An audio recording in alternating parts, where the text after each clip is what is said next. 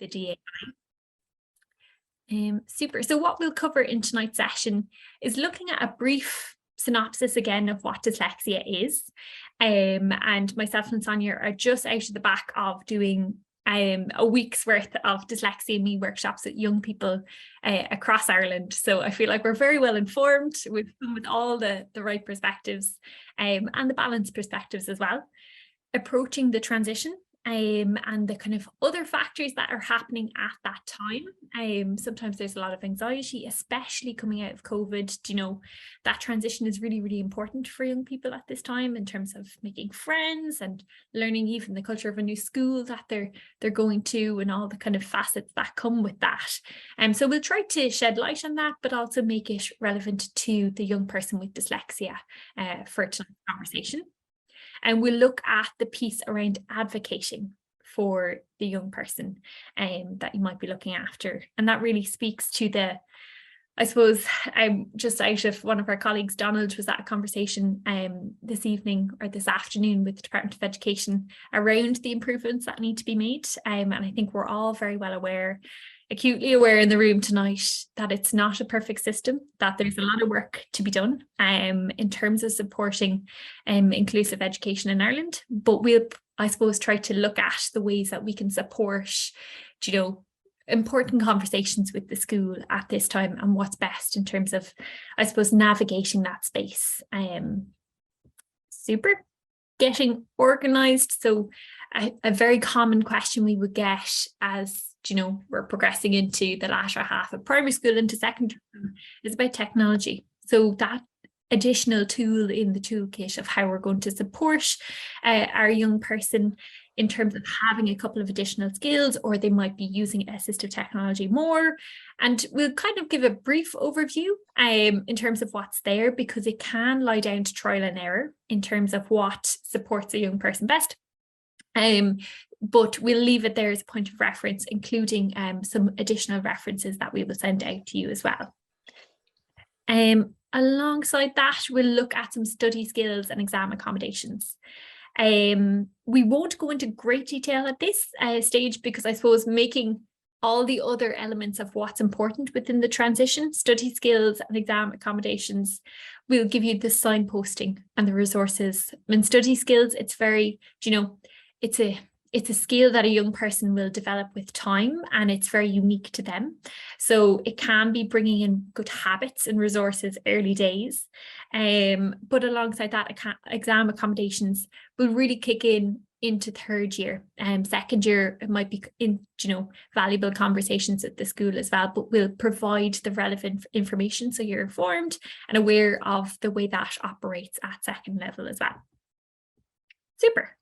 So just a very brief overview once more of what is dyslexia. So it comes from two components and two words of dys, meaning difficulty, and lexia, meaning language. So dyslexia at its core is a difficulty processing sounds and words.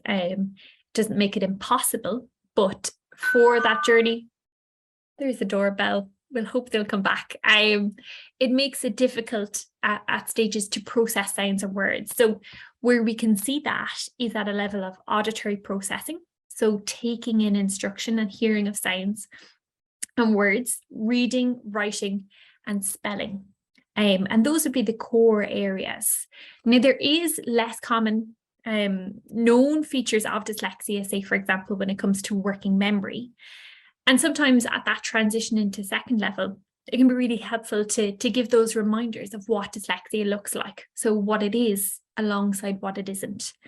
And those conversations can come up, you know, in a growing level of homework that comes in, to manage what's happening in the classroom and taking instructions.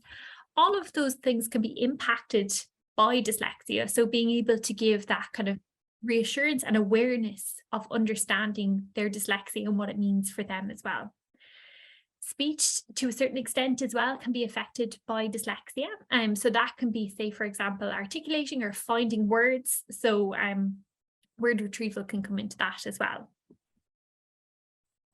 So another kind of component there is the age-appropriate reading, writing, and spelling skills. So, you know, myself and Sonia will get questions, say, on the phone in terms of, feeling that maybe your young person isn't ready for the leap, or there's a level of anxiety in the house of, being conscious of the level of reading, keeping up in class, moving from having one teacher to having 13 teachers across the year.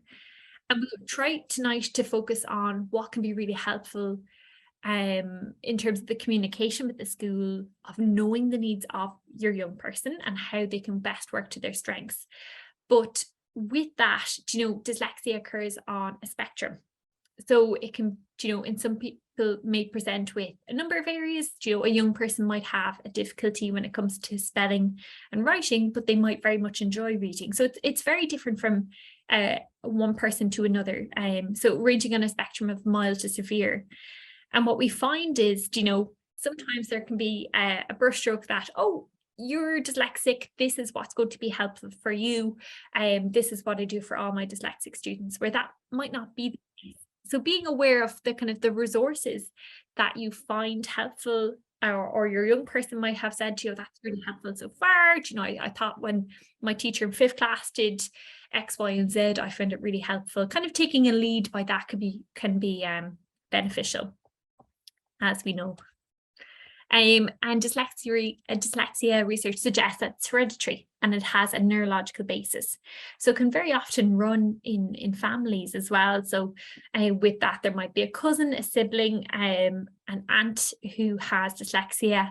And I suppose the relevance of this is, again, when there's moments of frustration. And I think we see the value in terms of acknowledging the strengths that dyslexia brings alongside the areas of, stress and sometimes discomfort for a young person in their journey through education.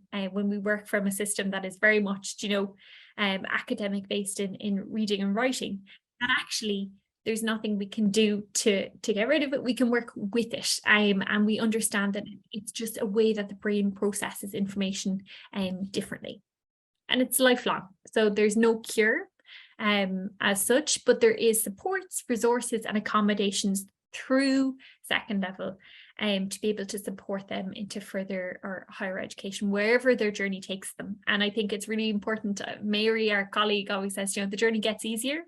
And there's a lot of advocacy in primary level. There's a lot of advocating for the young person at second level. And third level, it's a journey, I suppose, to that progressive level of independence. What dyslexia is not. It's not a disease. It's not linked to IQ. And again, coming out of Dyslexia and Me workshops, it's a very common misconception that a young person might understand of their dyslexia, that, words like stupid creep into the conversation. Like, actually, it's nothing to do with intelligence. It's a difficulty which affects specific skill sets. So it's not a general learning difficulty across a number of areas. It's linked to having difficulty specifically based in the area of literacy. And it does not mean, as he said, lazy or stupid, but it's also not an excuse to give up early or not attempt new things. So that journey, again, into a growing workload, or, certain subjects that might be picked up in second level, being challenging, kind of being able to lead in subject choice. And we'll talk about that. That journey has probably already started in terms of the subjects that a young person is going into, but being able to lead by strengths, but also there's going to be things that we're going to find difficult, and there's ways and means of learning that we can engage with those subjects as well. So once more, in terms of what dyslexia is not, it's caused by a difference in the brain. It's not a result of lack of motivation, effort, or intelligence, and appropriate instruction and support can help. Super. So in terms of highlighting, I suppose we'll look at different factors in terms of the transition into secondary school and context-based them for a young person with dyslexia. But there's a lot of, I suppose, geographical or location changes that can come into play for that transition. It could be a new building, it could be an entirely different location. We might have to get the bus to school. There might be, a growing sense of independence with their journey there. And things that, in terms of working memory, there might be challenges with directions. And, I think we are all kind of expecting the tired heads when they come in for the first few weeks anyway. But that level, that might be coming as a difficulty for them, or a challenge, possibly, and things that we can acknowledge in that space as well. organizational challenges. So looking at different teachers for different subjects. And sometimes that is maybe different teachers' approaches supporting them within the classroom, depending on the subject. Usually taught in different classrooms. So navigating the new space. Some schools are fantastic at the kind of transition phase of supporting that and becoming familiar with their surroundings. But knowing who to ask really can be really helpful in that space, or knowing the kind of familiarity with their year ahead, whatever might that be. And alongside that, the lockers, textbooks, organizing subjects, and we'll talk about some tips and tricks there in terms of organizational supports, color coding, whatever we can do to support their level of organization and being able to keep on top of it. And acknowledging that space of hormonal changes as well. So it's a huge period of change for that young person. And especially if, we're extremely tired in the evening, there's a level of change happening within their body, socially and emotionally. It's being able to acknowledge that in the moment of, okay, we're having difficulty at this part of our homework. There's a lot going on at the moment, and maybe being able to, lead by that as well, as we all do. And the social aspect.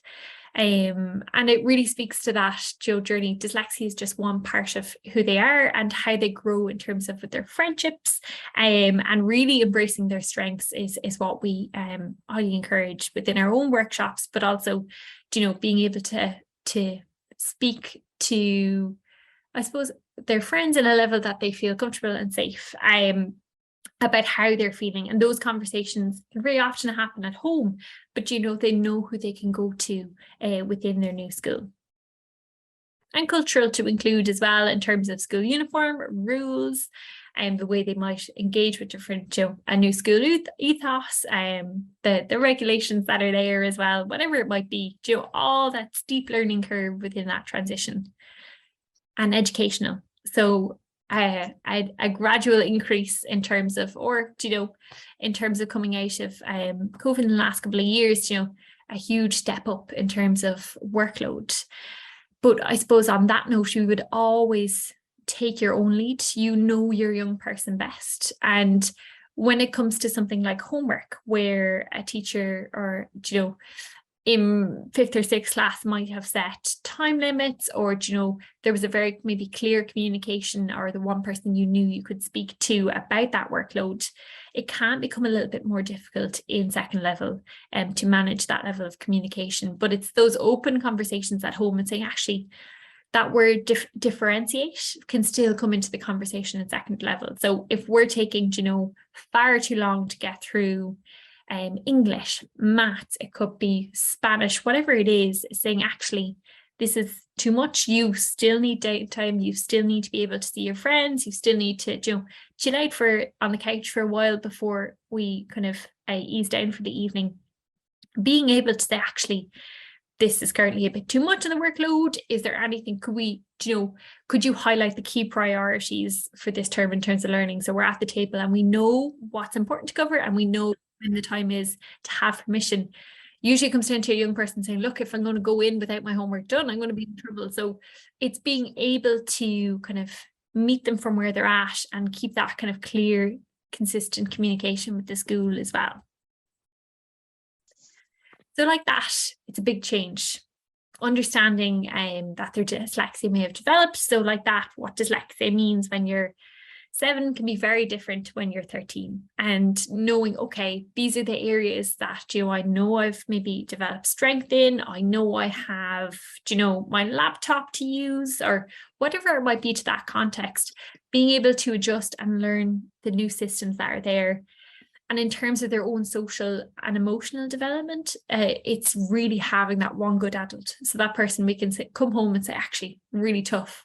I'm actually not getting on with this teacher, or the workload in X subject is just, overwhelming. Being able to have that opportunity to vocalize it, or, speak about it in a safe space at home and have that space of acknowledgement will be so helpful in their journey, and like that, those good healthy habits of being able to have conversation. And it's very difficult in that moment to have all the answers, and there's no expectation to have all the answers, but being able to say, okay, maybe we can look at this. What do you think might be a helpful thing that will come out of it, and that problem solving that can come out of it?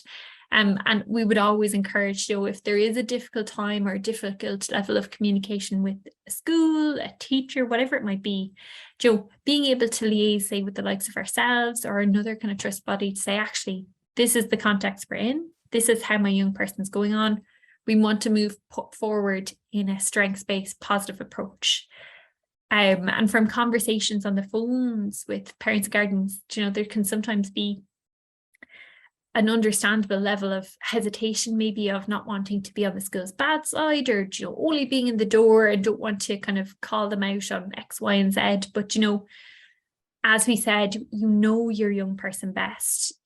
Their own emotional well-being, their mental health is the top priority. So being able to lead with that and posing questions back to say, actually, this is where we're at. What do you feel would be helpful? Or what do you think might be something we can do to support our young person from where they're at the moment? And it's a journey, and it's going to be different for different subjects, but it can be really, never be afraid of those healthy conversations, or to be able to hash it out for a while before we're approaching the school. Especially if we're frustrated, it can be really helpful to give it that time to get some additional perspectives and to be informed within your advocacy as well. Yeah, so a nice quote here in terms of when working with young people, there are times when you will see results in 10 seconds, and there are times when you won't see it for 10 years. Either way, keep planting those seeds of character, and eventually they'll bloom. And it speaks to that space of, regardless of if there's an ongoing, because dyslexia is persistent, there's always going to be a level of difficulty when it comes to literacy skills. They may gain confidence in certain areas, and then in other areas they might not feel as comfortable, and with that we would always say working on their strengths, being able to keep their extracurriculars areas, whether it's sport, whether it's art, whether it's horse riding, whatever it might be, to keep those areas that they really do value and they get their headspace from, alongside their time in school. And we didn't reference it in our earlier slides, but research suggests that a dyslexic brain is working on average 3 to 4 times harder than a non-dyslexic brain. So they're going to be absolutely shattered coming in the door. And I think we're all expecting that. And just meeting them from where they're at is the most important part. As you said, we'll bring you through some different tools and resources that are there. But to know that you're already doing your best in that space is so valuable. So in terms of looking at how can I advocate for my young person? So this could come from a space of a recent assessment, or a conversation with the secondary school saying, oh, we need an up-to-date report because we need to know what your young person is entitled to. It can be quite I suppose a challenging aspect to look at in terms of being able to know what your young person needs so that you can advocate and you can get that across, especially with how, I suppose, convoluted the reports are, to make heads or tails of what are the most important parts. So with that, we would always say, go back to it. If it's been a while, go back and see what has been highlighted as key areas of support, if it's been a recent assessment, or with that, your own gauge and your own kind of maybe end of school reports to look at, like the conversation we had with the teacher at the end of the year, kind of the priority would be in the area of X, Y, and Z, or what have they highlighted may be valuable within the transition to secondary school. So in terms of what your young person will be entitled to, the reason something like an educational psychology report is helpful is because it highlights a level of scores that might be necessary in terms of gauging if a young person is meeting the criteria, say, for example, for the Irish exemption, assistive technology. But with that, things like the Irish exemption are now, as some of us might be aware, granted through the school. And in terms of assistive technology, it has a very strict criteria. So those in the room who might be aware of the grant or have, had recent conversations, the assistive technology grant that we'll talk about in the next couple of slides, I always jump too far ahead, but the assistive technology grant is being at or below the 2nd percentile within one of their literacy scores, and there's also an IQ component, and with that it has to be recommended within the report. So there's a very good gauge in terms of entitlement from the report itself. Irish exemption will be very similar. But when it comes to, say, things like in-class support, learning support, exam accommodations, these would be context dependent within the school. And the reason I say context dependent is something like learning support, the allocation of support is not based on identification of disability, as it says in the circular, but it's by the level of need and the capacity within the school. So if we're in that stage of transition, knowing, okay, well, they're not doing Irish, how do I know if they're going to have learning support or not? How do I get that message across to the school if it's on their capacity? And it's really outlining kind of key areas of priority of need, stating that it's been a recommendation if it has been on the educational psychology report, and also the guidance from your primary school. So what was helpful at that stage of transition, and what can be brought in now. I'll just reference alongside that the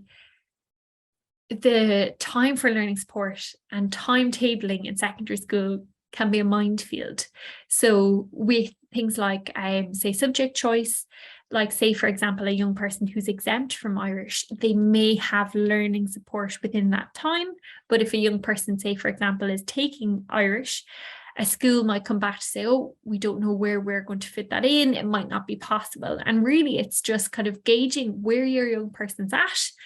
If we still see it as a valuable way of being able to support them in managing their time, or if there's kind of key literacy areas that they might still need additional support in, it's being able to have that really constructive conversation to see, okay, is there anywhere we might be able to fit it in? Is there, any additional supports that we might be able to use without the learning support maybe being timetabled into the calendar or the timetable itself. So just being able to gauge by what you feel where you feel your young person's at, the guidance, as I said, for the primary school, and then being able to lead by what you feel is right. And you're not the expert on dyslexia possibly, but you're the expert on your young person. And like that, being able to gauge their own headspace, their own level of stress, how they're managing and coping, and that accountability and responsibility of the school to meet that young person from where they're at. It's always important to be mindful of expectations, working within a system that is very limited in terms of resources, but you always can listen to your gut and listen to the experts. So like that, we can always still advocate and put pressure points where they might be needed as well. Can be really important.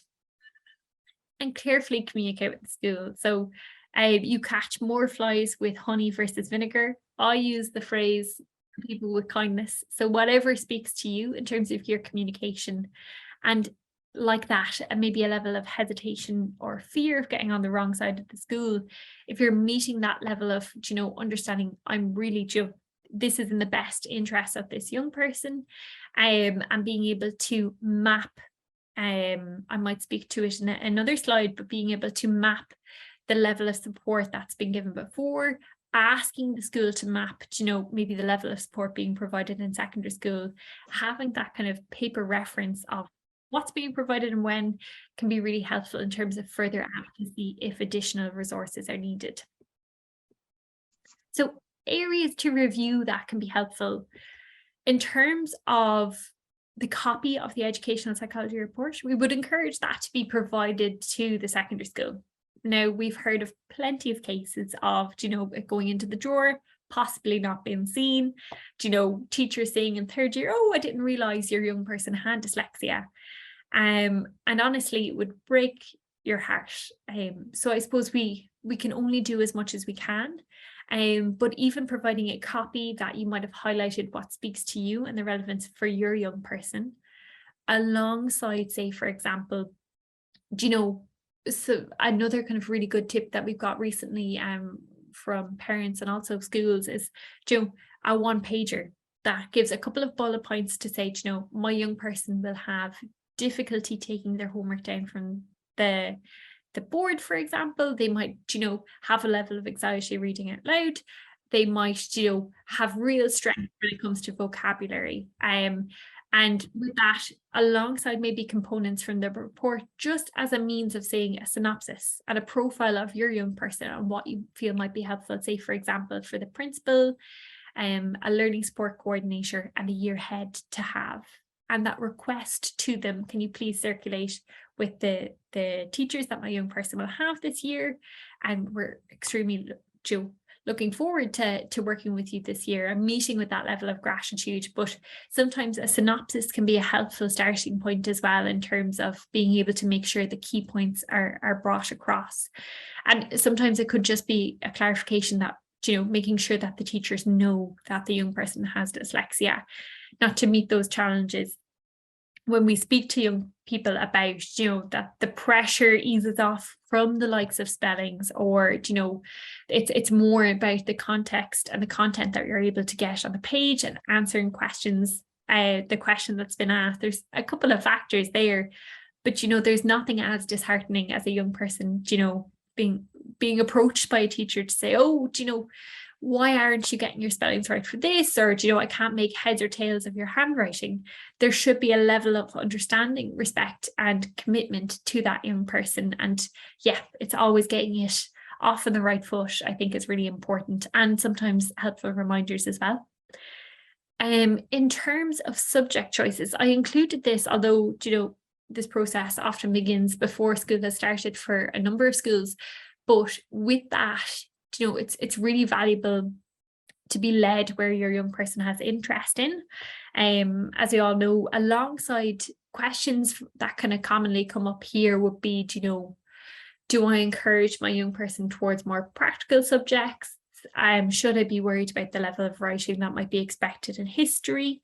Or, questions about languages, and by removing future opportunities by, the absence of Irish or say a language subject. And every young person will be different, so it's really difficult to give the right answer. So it's having, sometimes it's even a level of connection that a young person gets with the teacher. They might find Spanish difficult, but they have a teacher who really gets it, really understands them and how they learn. So it can be context dependent. In terms of progression, I'm conscious of, we do value the importance of knowing what's down the road when we're talking about early decisions like this. And there is, say, for example, the NUI matriculation form. I'll ask Sonia to pop that into the chat now. But basically it is having the option to be able to have access to NUI, so the universities who participate within the matriculation form, as a means of being able to proceed without, say, for example, Irish or a modern foreign language. Now, with that, it's always important to caveat that with, if, say, for example, you haven't done French and you want to do French in college, obviously there'd be a barrier for that specific route. Or say, for example, primary school teaching with Irish, it's still required to have a higher level Irish in the Leaving Cert.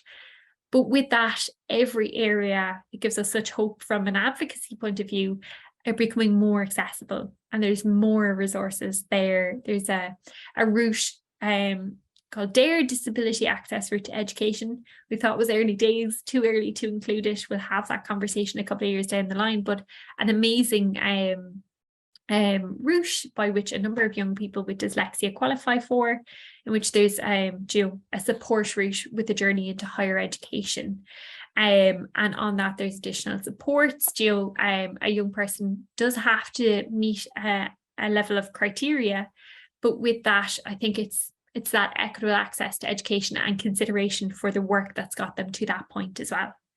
And in terms of learning support, we have referenced it already. It's very much led by capacity within the school, but having those conversations, leading with, the areas that you feel your young person may need additional support. Again, that might be, to an extent, be able to be met through a class teacher.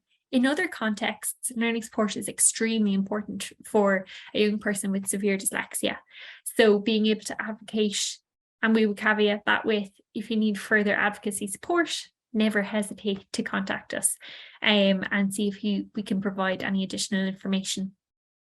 And assistive technology, we'll go into the grant now in a bit more detail, keep an eye on time, but with that, there's tools that are going to come into the toolkit within that transition when it comes to looking at study skills. When we look at things like spell checkers, that, you know, if the most important thing when it comes to an exam is being able to feel like you can get your answers onto paper, or, you know, be able to type them up, and not feeling the limitation of worrying about, say, spellings or certain challenges with grammar as well. So it's being able to look at the different resources that are out there, and we'll throw some resources into the chat as well, but also in a handout for tomorrow.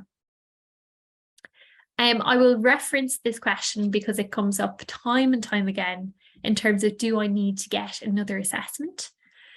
So I suppose the most important answer to lead with, there's obviously a case-by-case basis, but no. In terms of accessing further resources and accommodations in second level, another assessment, if a young person in primary school has got a full educational psychological assessment, so that would be an assessment by which they've been identified to have dyslexia by an educational psychologist.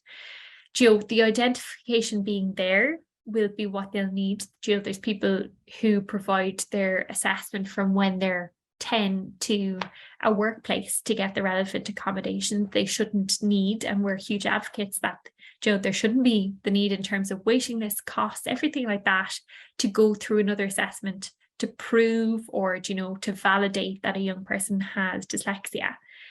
And that speaks, say, for example, to accommodations within state exams. There's no formal assessment required. It can sometimes help aid the conversation to a certain extent, but it's not a requirement by any means. In terms of learning support, as I said, it's not, say, by a category of identified with dyslexia. Again, some teachers might say, oh, but we really need to know where this young person's at. We would say in those contexts, it's, internal assessments within the school, maybe, a WIAT, a component of a WIAT. One of the literacy tests used within the dyslexia assessment can be used to give a gauge. So rather than putting a young person through a full assessment process again, if there's areas that you're querying or the school is querying for further information, or say certain challenges are appearing, being able to have that internally done within the school would be seen as best practice. Now, there is some context by which, say, for example, a parent or guardian might want an up-to-date, report or understanding of where that young person's at. Maybe a lot has changed. There could be, it's been very difficult couple of years for everybody, but I suppose it's context-based. So I don't want to go a blanket no. There will always be cases by which, a young person might get an additional assessment. But I want to give that peace of mind that if there's ever pressure from the school to give kind of repeating assessments for a young person, we would advocate on other alternatives that will give maybe the necessary information without the maybe unnecessary long, extensive assessment process for that young person. Because it's valuable to be constantly learning about your learning profile, to be able to see where your strengths are, to see on areas that you're growing and improving. But that's a dialogue with the teachers, and the teachers will know them best, and to be able to implement, in a kind of whole school approach, as they say. I'm conscious I might be teetering on. Is there anything, Sonia, in the chat there that I can chat about or highlight if there's anything? There were questions regarding review assessment, which you already covered. Super. Pretty much around that at the moment. Perfect. Usually it's the point in the talk where I lose my breath, but we've somehow survived. for this evening. But if there is any questions, don't hesitate to throw them into the chat there. And hopefully that highlights, it's a really important one, because I feel it's very closely linked to, you know, your young person's progress, how they're getting on, you know, if there might have been challenges or, you know, a level of pressure there at coming towards the end of primary school. You know, it can be helpful to have that conversation, but I suppose we're conscious of all the spaces that those really healthy and important conversations can happen in as well. Super. So we'll just look at getting organized and some of the low tech resources that are available and can help. Again, you are all probably well ahead of this, on the curve, already been to Eason's. But I suppose things like the timetable, which will be a new space for majority of young people transitioning into second level, but can be really helpful to give a gauge of what to expect. In terms of if they get it anyway early, usually it'll be with the year head guided with them, but having multiple copies of the timetable. And I know from experience of being in the same class as my brother, you know, it was constantly being like, oh, can I have a reminder of this? Do you know, where am I supposed to be for here? Do you know, there's huge learning in it, and not being, you know, giving out or, you know, anything. I'd say actually it's going to be difficult for the first couple of weeks, and we need to be kind to ourselves, we need to be patient, but we also have to have a copy of the timetable in the locker, on the fridge, you know, in the school bag, wherever it's most accessible, for them to be able to get at it and to help navigate their space. Color code subjects, copies, zip folders, stickers, locker. I know my own brother, everything was color coded, so he had copies that helped match it. And again, especially if, you know, the level of working memory or being under pressure the first couple of weeks, it can be really helpful, especially the zip folders. So even those colored pockets, colored overlays, just like skip my own train of thought, alongside things like the reading ruler. Again, if these things have been helpful in primary school, saying, look, if you want to bring them in, bring them in. If you want to use them at home, wherever you feel comfortable with it. And again, helping them acknowledge that everybody works to their strengths in different ways. So being able to have their tools in their toolkit. Colored pens, highlighters. I know it can be very common when there's, you know, we might be reading bigger text and things like that we start highlighting the whole book and we don't know what's important, what's not important, what's being asked of us, say, for example, with the comprehension. But, you know, that's a skill that will fall into that study skill, or I suppose the approach that we take, but having them there as a, you know, a tool that they have additionally can be really helpful. And there's different techniques, and we have a study skills series on our YouTube channel that they're quite long videos, but again, if it's kind of one of those things where we're getting close to Christmas and we're looking for the divine inspiration, it can be really helpful to say, actually, what do we want to take from this? And slowly but surely, you know, kind of a refined study approach that makes, you know, when we get to state exams, life a bit easier, and helping them manage their own stress levels as well is really, really important. And use the school journal and Google Classroom every day. So every school will be different here. Some are very much on board the tech side. Others will be, you know, still very adamant with the school journal. And I know Jonah had difficulty with being able to capture everything from the board, or blanks in the journal and being like, oh, I don't know. And you know, you can always send a text to a friend and ask, but if the teachers know early days, if it's coming up as, you know, a consistent difficulty or causing any way of stress, is being, you know, being able to ask, and the teacher just cross-reference the diary at the end of the day, or encouraging your young person slowly but surely to be able to create those conversations with the teacher as well in that space of self-advocacy. Every teacher will take that to that obviously differently, so be able to gauge that with your young person as well. But yeah, they're just a couple of the low tech tools in the toolkit, as I said. Other kind of, we say high tech, but resources that can be brought into the space. Soft copies of books. I'll look at sending on the list of the book publishers, and they usually give a copy of the soft copy. Now that happened, we're probably all well aware, through COVID, but could be really helpful if the book is in the locker. And there's a bit of steam at the kitchen table, having, you know, the soft copy, letting the teachers know, actually, we might work from the soft copy some nights just to ease the load of the books. Especially if we're using iPad, obviously it's not an issue, but in terms of if we're navigating, bringing books to and from school with our working memory, sometimes that can be a bit of a challenge to remember everything. Some young people are fantastic at it, others, you know, need a bit of support. So having your plan B can be really helpful.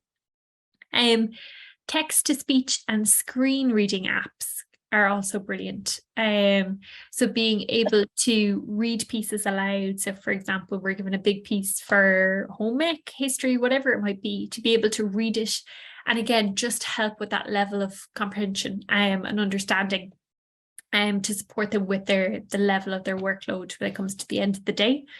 And there's apps and resources for this. And Sonia, I might say it to you just to throw into the chat, and I'll include in the resource list. There's a couple of resources there. With our YouTube channel, we have a couple of programs in a assisted technology or technology playlist, just showing you a couple of the options there. Speech to text, so it's the reverse. So rather than reading the text out loud, speaking your homework down. And again, every teacher will be different in terms of their level of request, but seeing, I suppose, that dyslexia friendly approach to being able to manage our workload is really, really valuable. So even if it's just for certain subjects, and maybe not all, there's sometimes, I'll reference this now, a level of hesitancy, because with accommodations for state exams being, you know, evaluated usually in second year and coming into third year, because they won't be, say, automatically entitled to accommodations for assisted technology. A class teacher, you know, the maths or maybe English is a better example, will say, actually, Joe, we really value them using assistive technology, but I'm conscious of an over-reliance because they haven't yet been awarded it for, say, their state exams.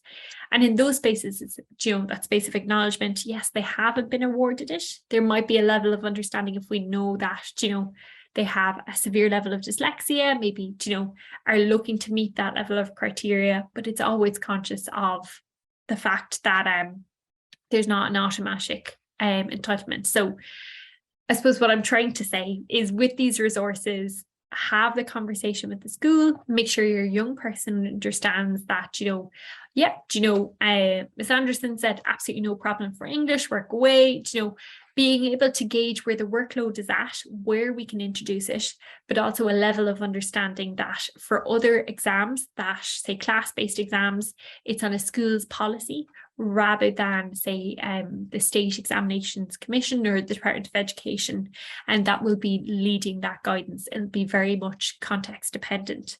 And spelling and grammar apps, absolutely amazing as well. You know, we're huge advocates of all these resources, allowing a young person with dyslexia work to their strengths, say goodbye to spelling tests on a Friday or whatever it might be, that there's so much there to support them. And that will be very much the case when it comes to, you know, college, the workplace, further education, all these spaces. You know, these are inbuilt resources that there's an expectation that you'll use. So it's knowing that they're there, and that there's a VAT 61A form when it comes to claiming back VAT on purchases of equipment used for the purposes of, you know, supporting a young person with dyslexia.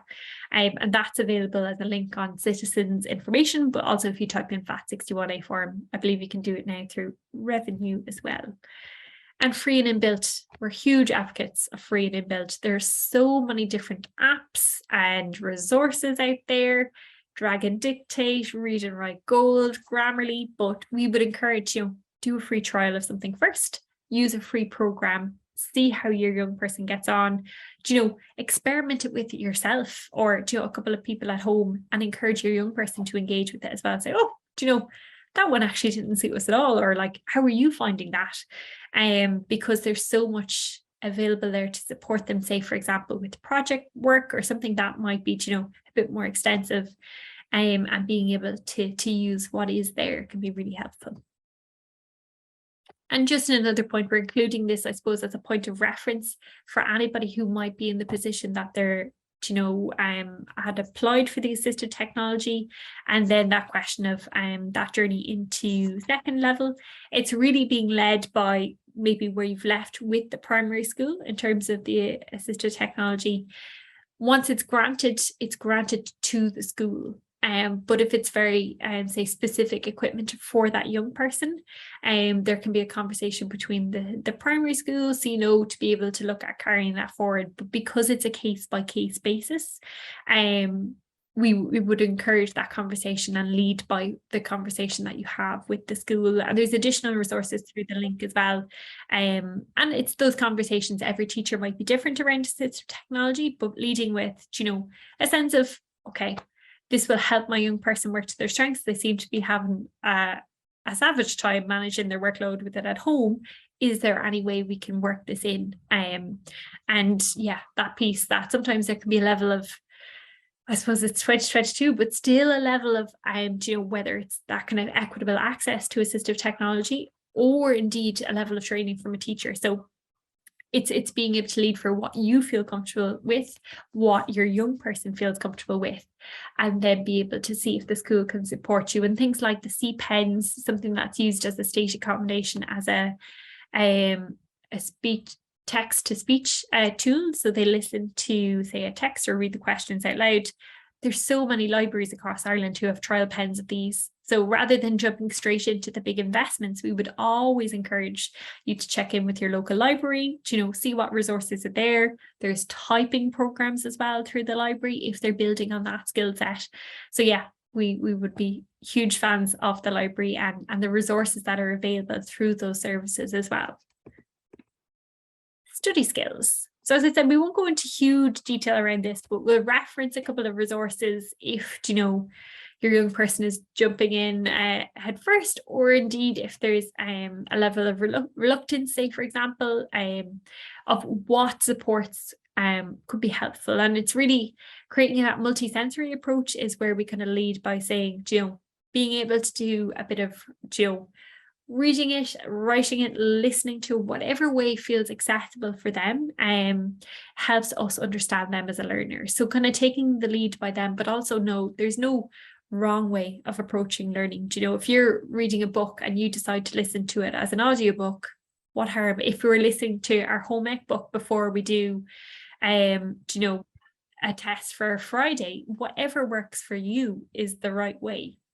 And it is trial and error, and that trial and error can be relentless at times to know what we can do, or this seems to work for this subject, but we're not really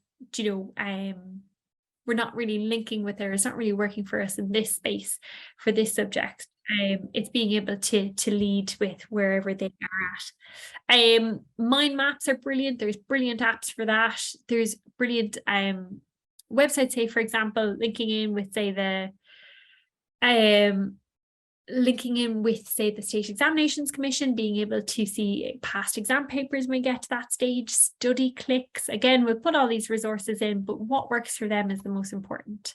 And again, that sense of multi-sensory, or being able to take information in through multiple means is so valuable. So being able to even ask or quiz at the kitchen table, or watching a documentary about the topic that you're covering in geography, whatever it might be, all those ways of supporting information to stick. And again, it's that percentage, 10% of what we read after 2 weeks, 20% of what we hear, 30% of what we see, and then we get a gradual increase there to be more beneficial when we're doing a combination of those things.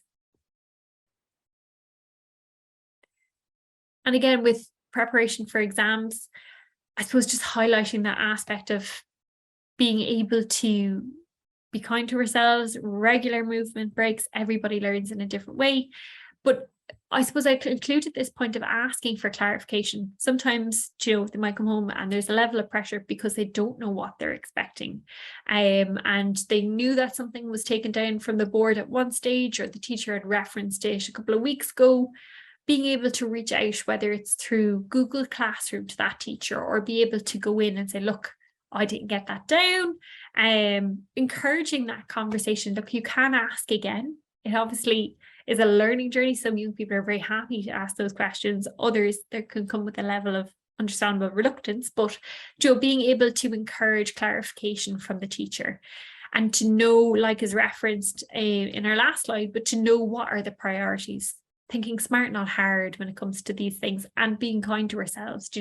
We can't do brilliant across the board all the time, every time, because we'd be shattered, we'd be wrecked, and we won't be able to enjoy all the other lovely things in life. So it's being kind and compassionate at that stage as well, and to know the resources that are there. We're looking at developing kind of supports for young people in second level at the moment. So I suppose it's something that myself and Sonia are very, very conscious of, in that space of a young person being able to self-advocate, but also knowing what resources are there and what will support them finding out what works for them. So more down the pipeline, I suppose, when it comes to the likes of study skills and exams. And because this isn't until third year, we will reference it, because it's an important piece of conversation to reference with the school, to know that it's on your radar. So it should definitely be on theirs in terms of reasonable accommodations. And these are the accommodations given through state exams, third and sixth year, obviously, where there's a development in the senior cycle. Junior cycle, again, there's some components of, say, for example, presentations and things like that. But to know that there's no extra time given in state exams, and that not all students will receive accommodations. But starting that important conversation to map out the level of support that's been provided can help at that stage. We're in third year. The school have said, Mark is managing, he's coping fine. Whereas we can say, actually, like we've documented over the last couple of years, there's a lot of support that's got him to that stage. This is what we looked at in first year. This is accommodations that were provided in first and second year. We want to look at being able to apply. Yes, he might not be entitled to them, but the schools can provide all the relevant testing for the different areas of accommodation. So whether that's a reader, a spelling and grammar waiver, the use of a computer or a scribe, all of these areas that can be provided for a young person with dyslexia specifically are tested based on a different means and different tests. So we would always say, come back to us at that time where we're at that stage of having that conversation with the school and the relevant testing is being done in third year, and we can provide additional guidance if needed. But encouraging the school to be on the ball and for them to have that duty of care when it comes to that stage is really important. And we have a lovely long, I think it's like a 40-minute video going through the detail of it. So if you ever need it as a point of reference, it is there on our YouTube, and Sonia, you might throw it into the chat there if necessary, but I'll circulate tomorrow. But just to reflect, listening, empathizing, acknowledge and propose. It will be a year of problem solving, as is the journey through second level. But with that, being able to have that space of listening, empathizing, and that space of acknowledging.